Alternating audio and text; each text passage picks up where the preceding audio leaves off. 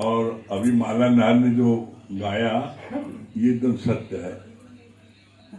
इनका पार खींच के लाया है आप, इनका ऐसा जबरदस्त प्यार। हमने तो कल बोला था महल भैया को, संगीता को, हम कहा हम घर हम भूल भाल जाते हैं, हम घर नहीं पहुंच पाएंगे अकेले हैं, तुम लोग हमारे पास आ जाना तो चलेंगे। अंकल जी आप यहाँ आइए, आंटी यहाँ बैठे बैठे, अंकल जी यहाँ बैठेंगे। लेकिन सच में नहीं आप ऐसे आइए तो अच्छा लगता है। कहा माला नार को बुलाओ, होम मिनिस्ट्री का विजय, अब अच्छा लग रहा है। होम मिनिस्टर जो प्राइम मिनिस्टर था पावरफुल। क्यों? क्योंकि जो है बहुत अच्छा है। इसके लिए गुरु जी ने बताया दृष्टांत जज साहब का। जज साहब जब कोर्ट में पहुंचते तो सब पड़ जाते थे, और जहां ठोक ठोक ठोक के ऑर्डर सब अलर्ट हो जाते थे, सब कुछ बिल्कुल। अब उनकी आदत पड़ गई थी, घर में भी ठक ठक कहीं ठक ठक वही रखना याद ना नहीं, यही ये ठक जग जो है खाना उनको नहीं मिलेगा। तो होम मिनिस्टर से ज्यादा पावरफुल होता है। और सच में हमने तो देखा इस ज्ञान में इतनी शक्ति है, इतनी पावर है कि पहले ये दिन भर बहुत दुखी होती थी माला नार। और सच में इनकी जगह कोई भी हो, कोई माँ हो, बच्चे जिसके इतने काबिल हो, इतने होनहार हो हैं, लेकिन सब आउट ऑफ स्टेशन, कोई पास में ना हो, नेचुरल है। जब भी एकांत में बैठेंगे तो मन खाता है बच्चे हमारे पास। और हमेशा मतलब दुनिया की भौतिक जगत की सारी सुख सुविधा होने के बावजूद लेकिन किसी न किसी कोने में मन खाता रहे, बच्चे हो तो ही खुशी आनंद मिलेगी। लेकिन जब से चित्रा जी ने इनको इधर राह दिखाई और जब से सत्संग आ गए, उसके बाद में अब बच्चे इनकी याद करते हैं उल्टा। ये देखो कैसे मेरी बात आ गई। अब बच्चे याद करते हैं आप मेरे पास आ जाओ, ठीक है, तुम यहाँ बहुत मस्त है। और बड़ा अच्छा हमको लगा अनुभव इनका। फिर जब बाहर गई थी तो हमने जब पूछा कैसा लगा, कहने जो आनंद यहाँ कहीं नहीं ना, जो आनंद यहाँ कहीं नहीं ना। मतलब तो हमने को बोला, हमका अब अपनी गई ठीक है, अब जिसको मिलना है वो तुम्हारे पास मिल जाए। हनुमान, बड़े हनुमान जी गंगा जी में लेटे हैं, तो विदेश से भी लोग जिनको दर्शन करने आता है, विदेश से दर्शन करने आते, हनुमान जी को वहां जाते हैं। तो आप भी जो है हनुमान का लेट गए समझ लो, बड़े हनुमान जी। जिसको दर्शन करने आना है आप यहाँ, आप अपनी मन की शांति जो प्राप्त आपको हुई है वो शांति बरकरार भी कब रहेगी, कब बरकरार रहेगी, जब आप किसी लक्ष्मण रेखा के अंदर होगी। कितना भी कोई सियाना, यहां तक कि ब्रह्मज्ञानी भी अगर माया में जाएगा तो उसको कालिक लगेगी। बहुत अच्छा इसके लिए गुरु जी ने प्रमाण बोला अपने समेत। कहा मैं अपना अनुभव कर रहा हूं तुम लोगों को कि हमसे प्रेमियों ने बहुत जिद किया। धनबाद गए थे गुरु जी, तो हमसे प्रेमियों ने बहुत जिद किया, गुरु जी यहाँ चलिए, कोयले खान बड़ी अच्छी अच्छी चीज दिखाएं।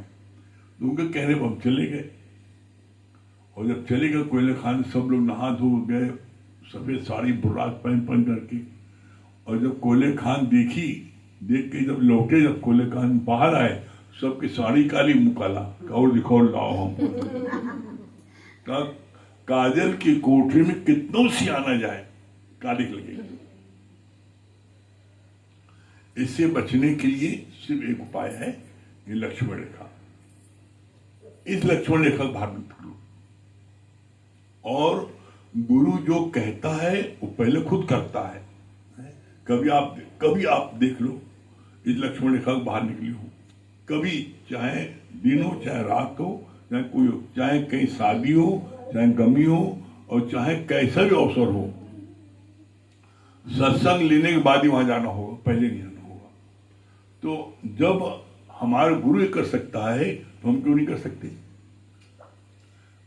हमारी कोई न कोई चाहना हमको मजबूर कर देती है इस लक्ष्मण रेखा के बाहर निकलने के लिए। जैसे सीता को मजबूर कर दिया, सीता को जो है रावण मजबूर कर दिया, कहा मैं ऐसी बंदी दक्षिणा नहीं लेता हूं और मैं बाहर जा रहा हूं।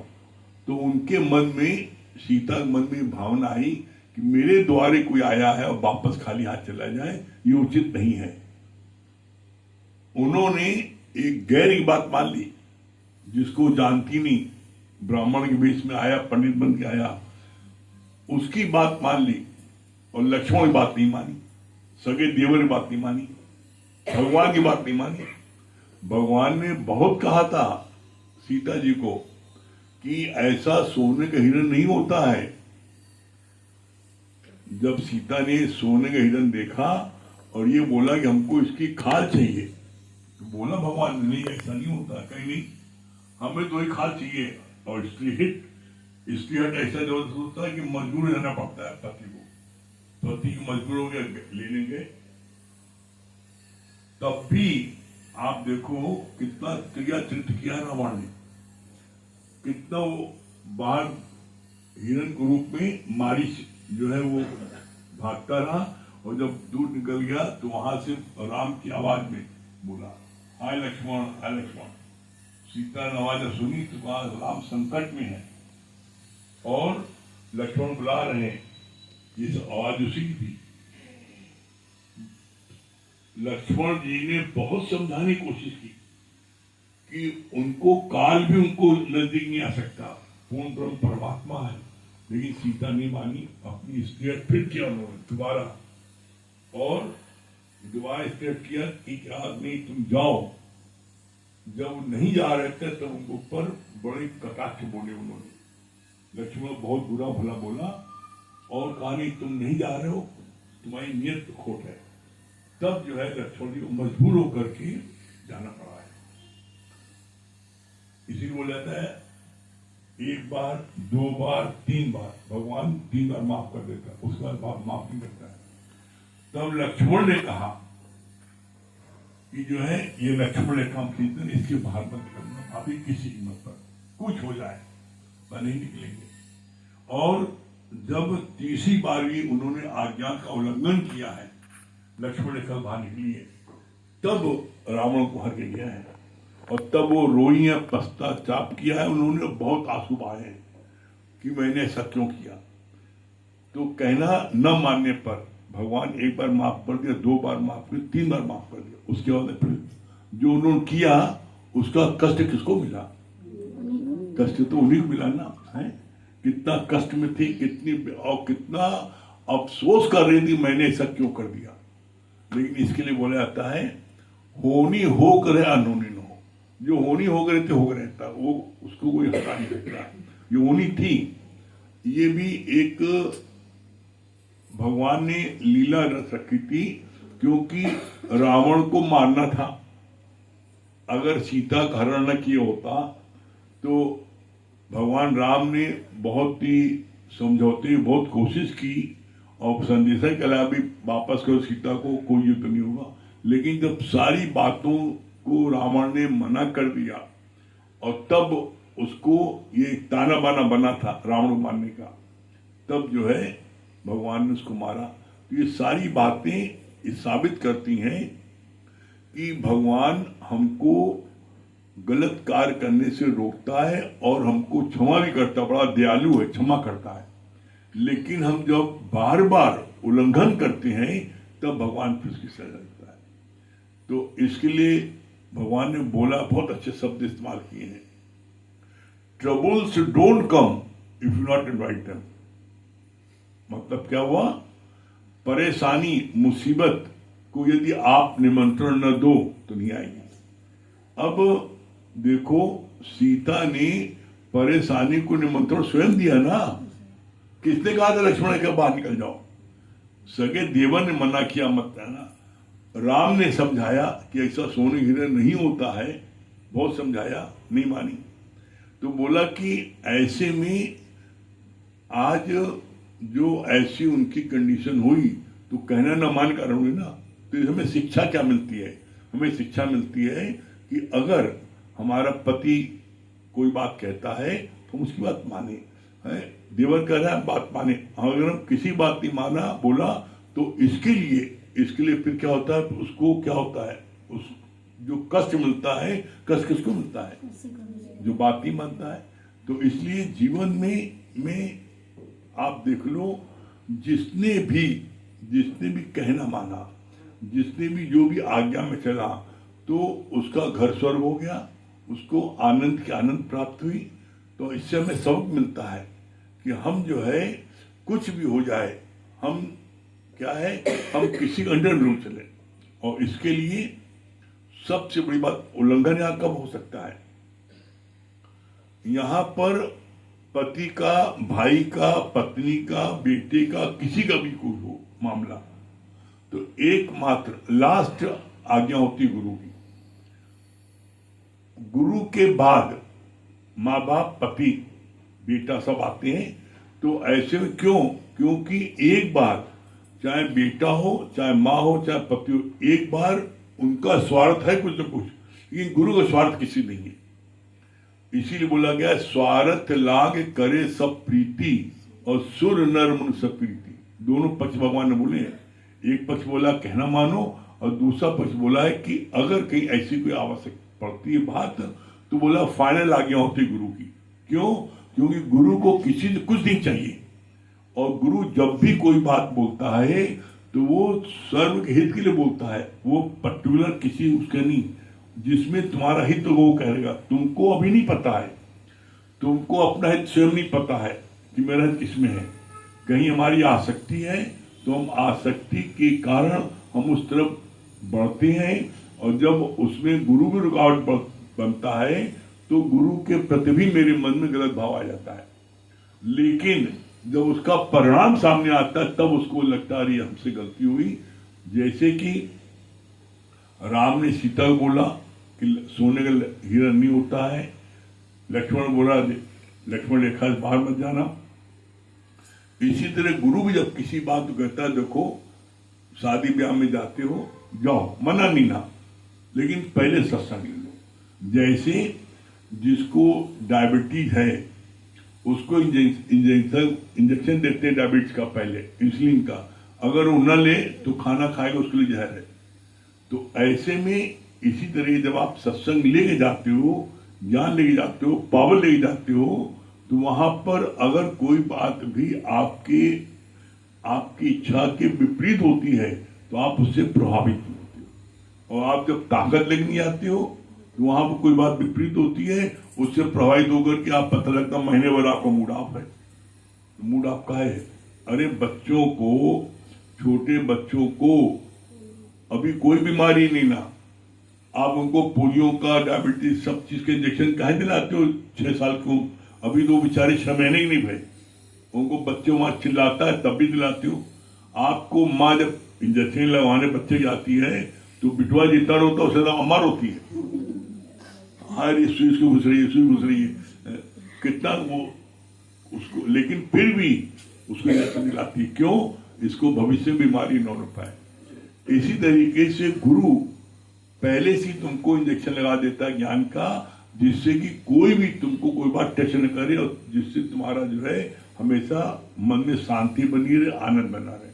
वो शांति आनंद किसी भी कीमत पर तुम्हारा जो है समाप्त ना हो, उसका सिर्फ एक उपाय है, वो है सत्संग। जब हम सत्संग में बैठ करके गुरु ज्ञान को ले लेते हैं, हम कहीं जाते हैं, कहीं चले जाते हैं, चाहे कितना मान हो और चाहे कितना अपमान हो, चाहे कितनी कोई बात विपरीत आ जाए, तो वो एक नए पैसे मन को टच नहीं करती है। क्यों नहीं करती है? क्योंकि पहले से गुरु के ज्ञान की ताकत दे ली।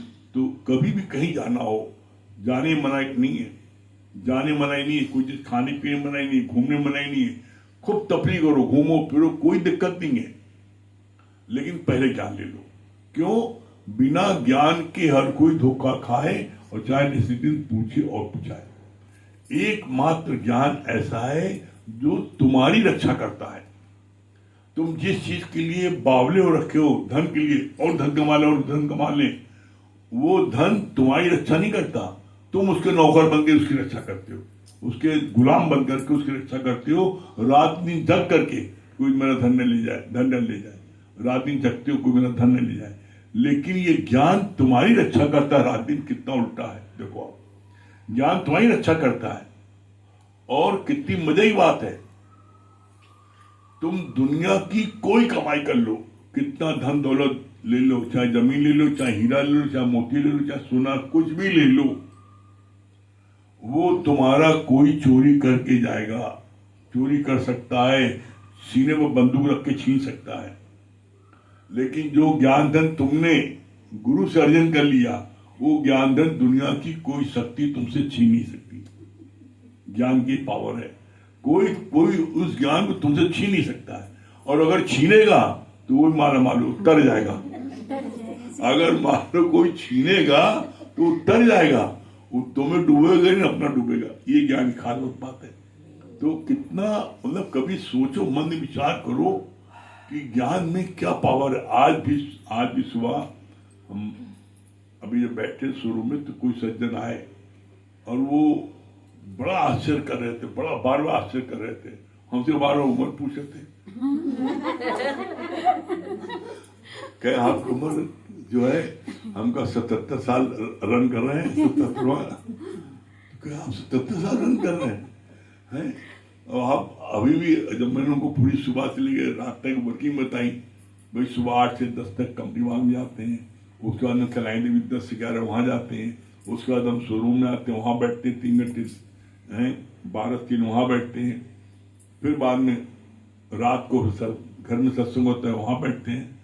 क्या आप कितना काम करते हो? मैं कुछ नहीं करता हूँ, मैं कुछ नहीं करता, गुरु करा देता है। तो इतना आश्चर्य मान लेते, इतना आश्चर्य मान लेते, कमाल की बात है। और आप को देख करके तो ऐसा बिल्कुल नहीं लगता हम कैसे इतने ज्ञान में आ जाओ। तो उन्होंने एक्सेप्ट किया, उन्होंने नहीं बिल्कुल हम आएंगे। सच में हमको आपकी बात सुनकर हमको इतना अच्छा लग रहा है, इतना अच्छा लग रहा है, मन लगाई कर रहे, कुछ हम आज से आएंगे। हमका ठीक है, ये बहुत अच्छी बात है, हमारा वेलकम है। तो हमने बोला इस बात को, देखो आप ताजुब मानोगे, इस संसार में एकमात्र ये हमारा गीता ज्ञान गुरु जी का ऐसा है जो कि दुनिया में कहीं नहीं है। ये कैसे? हमका दुनिया का कोई धर्म को आप बता दो, दुनिया कोई धर्म बता दो जहां पर बिना पाई पैसे, एक न पैसे का चढ़ावा हो, एक न पैसा लेना देना हो, कोई चीज लेना, बता दो। एकमात्र ये ज्ञान हमारे गुरु जी का ऐसा है जहां बिना पाई पैसे के सब चला है आज इतने सालों से। हमने उनको बोला इस बात को, हमको देखो जैसे जीवित रहने के लिए 3 चीजें जरूरी हैं, हवा, पानी, सूर्य का प्रकाश। और ये तीनों चीजें परमात्मा फ्री देता है। इसी तरीके से जहां ज्ञान फ्री मिले, समझ लेना परमात्मा ज्ञान वहां बरस रहा है। और ये ज्ञान हमारे वहां परमात्मा का इसी तरह आज जो है, इसके बाद 80 साल हो गया बरस रहा है, एक पाई पैसे उनका। हमारे वहां तो गुरु जी का ये नियम है कि जैसे तो अपने बेटी को, इकलौती कन्या को किसी घर में विवाह करते हो तो उस घर का पानी पीना मना होता है। हमका हमारा ये मना है कि जिस घर में ज्ञान स्वरूप पानी पीना मना है। ये तो गुरु जी ने अब आदेश दिया कि नहीं, ऐसा जब कहीं सच्चा प्रेम हो तो आप वहां कुछ ले दे सकते हो, खा पी सकते हो, नहीं तो टोटल मनाई थी। तो इतना पवित्र हम कहाँ ऐसा पढ़ते, हमका हमारे वहाँ इतना पवित्र ज्ञान है ये कि इसमें आज दिन तक जो भी आ गया है तो वो अपने आप कहता है झूम के, अपने जीवन में परिवर्तन को देखकर गुरु के ज्ञान पे हुआ। कोई ऐसा यहाँ बैठा नहीं बैठ सकता जिसके जीवन परिवर्तन ना है। आज दिन तक इतने साल, 50 साल पूजा किया, पाठ किया, जप किया, तप किया, दान किया, पुण्य किया, दुनिया के सारे सत्कर्म किए, लेकिन कोई बता दे लेस मात्र किसी का क्रोध में पैसे कमी आई थी? लेस मात्र किसी लोभ में, मोह में, अहंकार में कमी आई थी? ये तो गुरु का ऐसा सच्चा ज्ञान मिला जहां पर सारे विकार कहां फुर हो रहे हैं, सब चीज कैसे अचीवमेंट मिल रहा है, ये गुरु की कृपा है। इसलिए ऐसे सदगुरु को बारंबार प्रणाम है, ऐसे सदगुरु बारंबार शुक्रिया है जिससे आज ज्ञान प्राप्त हुआ और हम सबको परमानेंट हैप्पीनेस, परम शांति प्राप्त हो रही है। परम शांति सबको प्राप्त हो रही नहीं हो रही? एक बार फिर से माला नार जी को इस शुभ अवसर पर हमारी तरफ से बहुत ढेर सारी बधाई, बहुत ढेर सारी बधाई।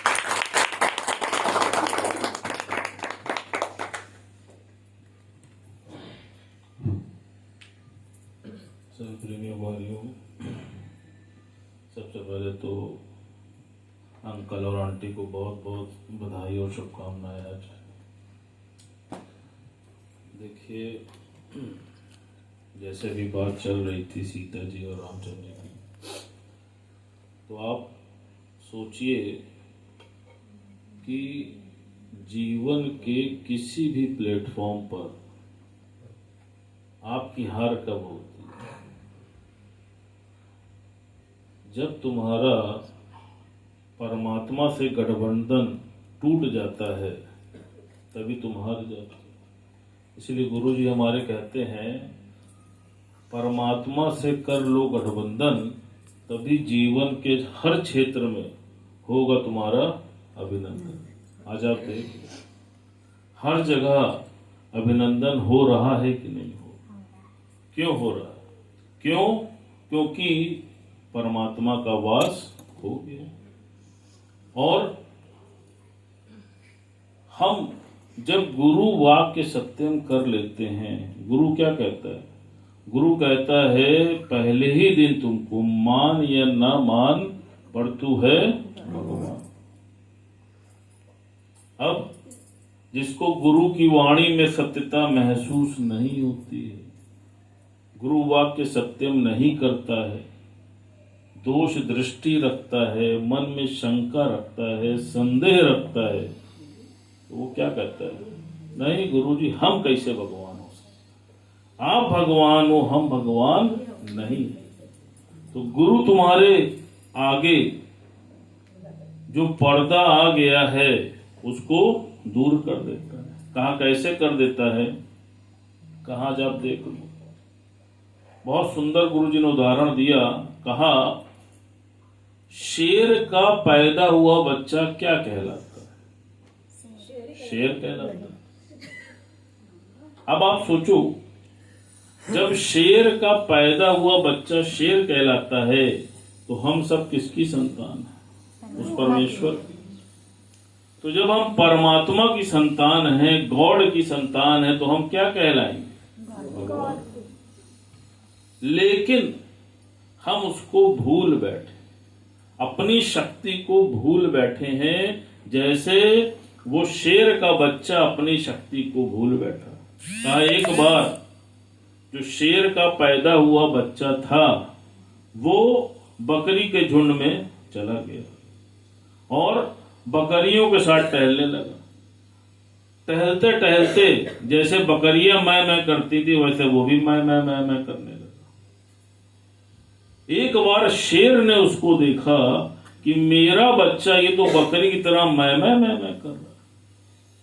उसको लेकर सरोवर के पास गया और जल में उसको अपनी प्रति दिखाई, और दिखाने के बाद उसने दहाड़ लगाई।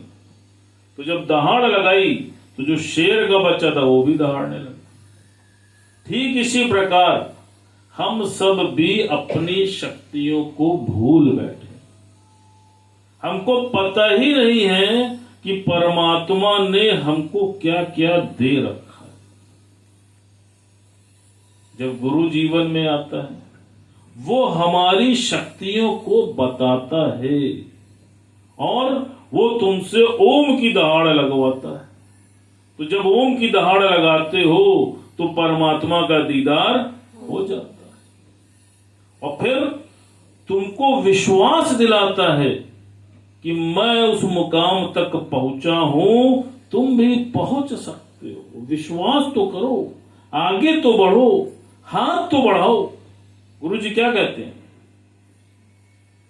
दुनिया के किसी भी प्लेटफॉर्म पर अगर तुम्हारी प्रारब्ध में वो वस्तु निर्धारित है, तो पुरुषार्थ करने पे तुमको मिल भी सकती है। लेकिन नहीं है तो नहीं मिलेगी। लेकिन अगर तुमने परमात्मा के मार्ग पर पुरुषार्थ किया, आगे बढ़े, तो जीवन में कभी भी तुम्हारा ये पुरुषार्थ व्यर्थ नहीं जाए।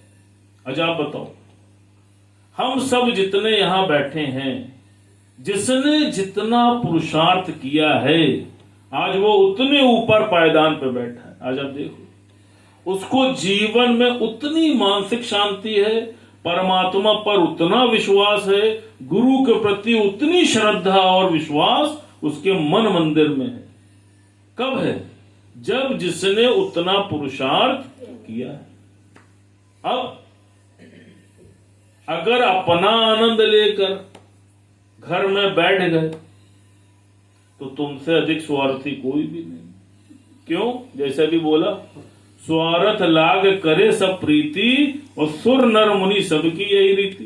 तो वो तो तुम्हारे साथ चरितार्थ हो गया, अपना आनंद लिया और रजाई ओढ़ के सो। ऐसे नहीं काम चलेगा। भगवान ने क्या बोला? कहा जिस प्रकार गुरु को करुणा है तुम्हारे प्रति, उसी प्रकार तुमको भी करुणा होनी चाहिए सबके प्रति। तुम किसी को कभी भी अपना आदेश मत देना, तुम सबको गुरु का संदेश देना। घर घर ये संदेश पहुंचाना कि मेरे गुरु का ये संदेश है, और फिर उसके चेहरे की मुस्कान देख के आना। जैसे एक बार समुद्र में ज्वार भाटा आया, और ज्वार भाटे के समय में समुद्र में जो मछलियां थी बहुत ढेर सारी, वो फिक के बाहर आ गई, पानी वापस चला गया। अब वो मछलियां तड़पने लगी। तभी दूर बैठा एक बालक ये सारा दृश्य देख रहा था। उसके मन में भाव आया कि मछलियां तड़प रही हैं, तो क्यों ना इनको जल में फेंकूं। तो वो भाग के गया और एक एक मछली को उठा के जल में फेंकने लगा। काफी देर तक वो फेंकता रहा। एक व्यक्ति उसको देख रहा था। वो उस बालक के पास आया और उससे बोला, ये क्या कर रहे हो बेटे? कहा आप देख नहीं रहे हैं, ये मछलियां मर रही हैं, तड़प रही हैं, मैं इनको जल में पुनः फेंक रहा हूं। कहा बेटा, तुम्हारे फेंकने से कितनी मछलियां बच जाएंगी? कहा वो तो मुझको नहीं पता। और तभी उसने एक मछली को फिर उठाया और फेंका। कहा ये तो बच गई। गुरु जी ने इसका सिद्धांत बताया। कहा इसी प्रकार अगर तुमने एक को भी ये ज्ञान सुना दिया, एक के भी जीवन में गुरु की बातों को लगा दिया, इस संदेश को पहुंचा दिया, तो उस एक के पीछे अनेक बैठे। आज आप देख लो, दुनिया में सब कुछ सेट है, लेकिन माइंड अपसेट है। अपार संपदा है, सब है, कुछ नहीं है तो वो क्या नहीं है? संतोष नहीं है, शांति नहीं है, विश्वास नहीं है, आनंद नहीं है। और चाहे अरबपति हो जाओ, दुनिया की किसी भी दुकान पे ये बिकता नहीं। जो सबसे बड़ी बात है वो तो ये है। इसीलिए गुरु के प्रति हमारी अंधी श्रद्धा, अटूट विश्वास और अथाह प्रेम होता है। क्यों? क्योंकि गुरु ने वो खजाना दिया है जो बाबा अली बाबा 40 चोर के खजाने में भी उपलब्ध नहीं है। समझ लो। तो इसलिए जितना भी आता है, जितना भी पढ़ चुके हो, जितना समझ चुके हो, जितना पुरुषार्थ कर सकते हो, करते रहना, छोड़ना नहीं। गुरु जी क्या बोलते हैं?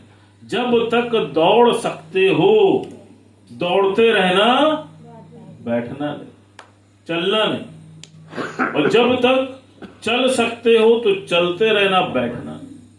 और जब तक बैठ सकते हो बैठे रहना, लेटना नहीं। और लेटना तब जब तुम्हारे आगे लेट जाए। आप सोचो, गुरु के एक एक थॉट में कितना सार छिपा है। लेकिन कब है? जब उसको लगा लो, एक कान से सुन के दूसरे से निकाल दो तो कोई भी फायदा होने वाला नहीं है। जैसे गुड़िया की बात चलती है, कहा एक व्यक्ति 3 गुड़िया को बेच रहा था और तीनों की कॉस्टिंग अलग थी। कहा भैया ये कितने की है? कहा भैया ये 100 रुपए की। कहा क्यों? कहा भैया इसके एक कान में लकड़ी डालो दूसरे से बाहर निकल आती है, इसलिए ये 100 रुपए की। कहा अच्छा। कहा दूसरी? कहा दूसरी 500 रुपए की। कहा ऐसा क्यों? कहा भैया कान में लकड़ी डालो ये मुंह से बाहर कर देती। कहा अच्छा इसलिए ये 500। कहा तीसरी? कहा भैया ये 1000 की। कहा ऐसा क्यों? कहा भैया कान से डालो लेकिन ये भीतर ले जाती है। गुरुजी ने बहुत सुंदर सिद्धांत बताया। एक जिज्ञासु की स्थिति ऐसी होती है कि वो सत्संग में आकर बैठ जाता है, अपने तन को यहां पटक देता है। बड़ा आनंद आया गुरुजी, बहुत आनंद आया। लेकिन कब तक? जब तक छतरी के नीचे बैठे थे तब तक।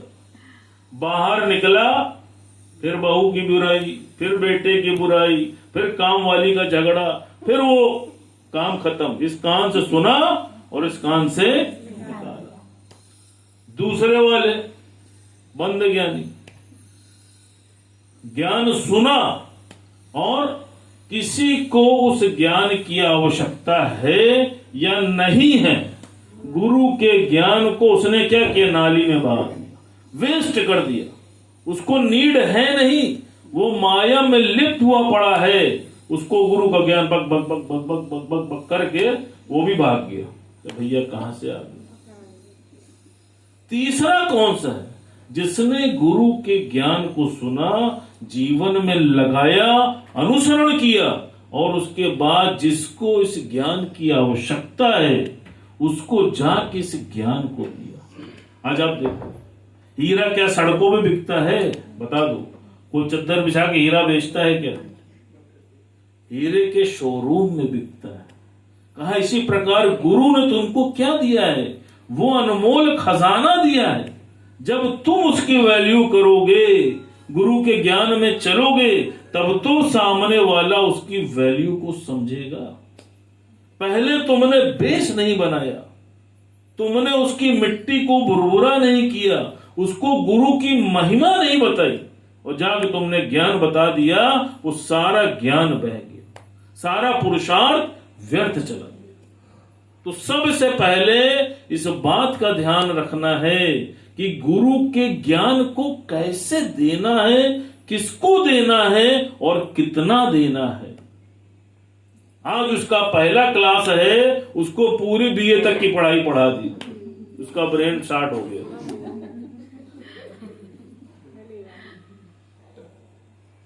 ये है आपकी रमज और आपकी समझ। आप ये देखो कि वो अभी नर्सरी का स्टूडेंट है, वो अभी क्लास 10th का नहीं स्टूडेंट है।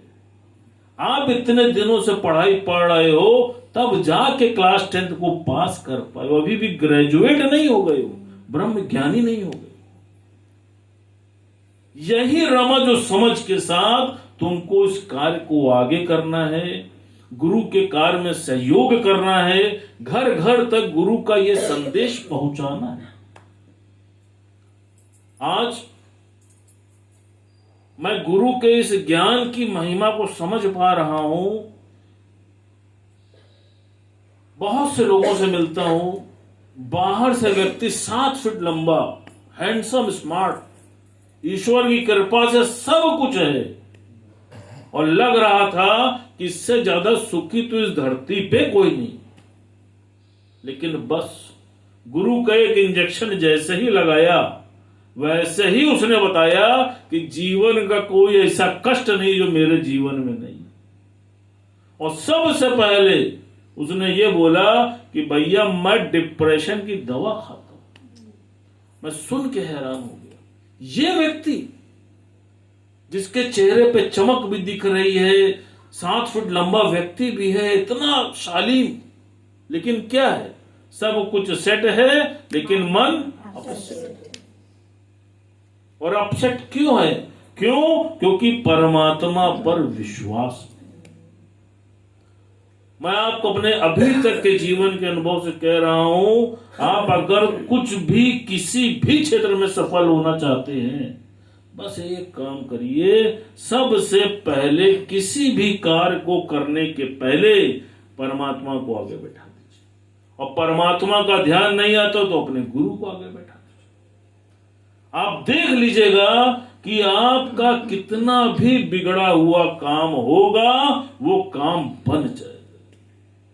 और जिस पल आपने गुरु और परमात्मा को पीछे कर दिया तो ये भी ध्यान रखिएगा कि उसी पल बदली हो जाएगा, आपको ठेस पहुंचेगी, आपके अहंकार को चोट पहुंचेगी और आप सफल नहीं हो पाएंगे। तो इसलिए कुछ भी नहीं करना है, सिर्फ परमात्मा से अपना गठबंधन कर लेना है। जिसने गठबंधन कर लिया है, आज आप देख लो उसको जीवन के हर क्षेत्र में अभिनंदन ही अभिनंदन हो रहा है। तो क्या करना है? गठबंधन करना है, कर लिया है, कर लिया है। चाचा बिल्कुल कैन में जी रहे हैं, और जो कैन में जीता है दुनिया उसकी फैन होती है।